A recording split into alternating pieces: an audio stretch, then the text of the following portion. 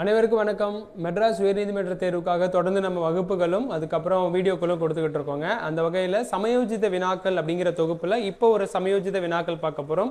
இந்த மாதிரி சமயோஜித வினாக்கள் தான் நீங்கள் இன்டர்வியூவில் ஃபேஸ் பண்ண போகிறீங்க. அதுக்கப்புறம் ப்ராக்டிக்கல், இது ரெண்டுக்குமே நம்ம ஆன்லைன் வகுப்புகளும் கொடுக்குறோம். அதை பற்றி தெரிஞ்சுக்கணும் அப்படின்னா கீழே ஒரு கான்டாக்ட் நம்பர் போகும், அதை தொடர்பு கொள்ளுங்கள். ஸோ இப்போ வாங்க ஒரு சமயோஜித கொஸ்டின் பார்க்கலாம்.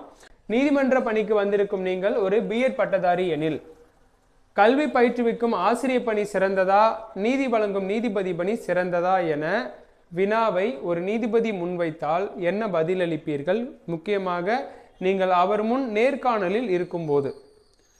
ஸோ இது ஒரு சுச்சுவேஷனல் கொஷின் தாங்க, ரைட்டுங்களா?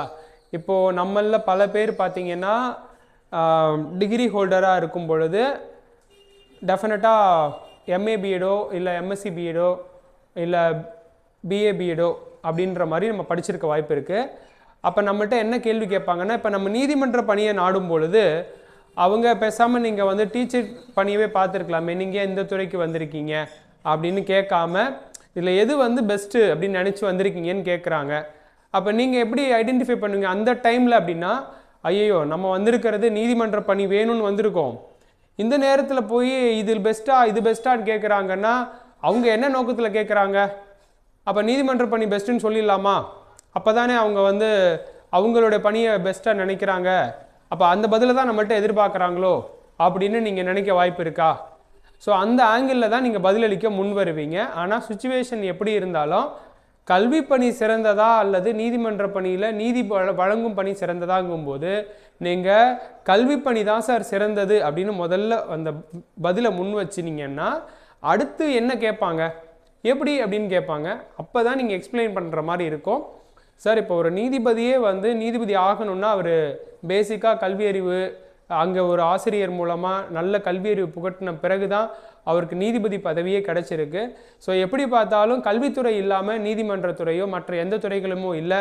அதனால் எல்லா காலத்துலேயுமே கல்வி பணியில் இருக்கக்கூடிய ஆசிரியர் பணி சிறந்தது தான் சார் அப்படின்னு நீங்கள் சொல்லும் பொழுது, அப்போ நீங்கள் அந்த வேலைக்கே போயிருக்கலாமேன்னு அப்போ தான் ஒரு வினாவை வைப்பாங்க. அப்போ என்ன பண்ணலாம் அப்படின்னா, இல்லை சார் இப்போது அந்த பணி சிறந்ததா இல்லையாங்கிற கேள்வியை தான் நீங்கள் முன் வச்சிங்களே தவிர அந்த பணி சிறந்தது அங்கே அந்த சிறந்ததா இல்லையான்னு முன் வச்சிங்க, நான் சிறந்ததுன்னு சொன்னேன் சார் அப்படிங்கிறதோட நம்ம நிப்பாட்டிக்கலாம். ஓகேங்களா?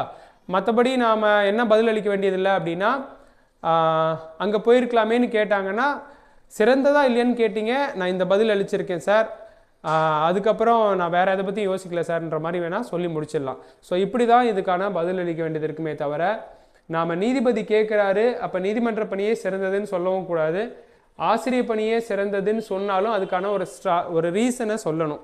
ஸோ இந்த அடிப்படையில் தான் இந்த மாதிரியான வினாக்கள் அமையும். இந்த துறை மட்டும் கிடையாதுங்க, நீங்கள் உங்களுடைய துறைகள் ஏதாவது ஒரு துறையாக இருக்கலாம், அந்த துறையை பற்றி வேறு ஒரு ஆங்கிளில் கூட கொஷின்ஸ் கேட்கலாம்.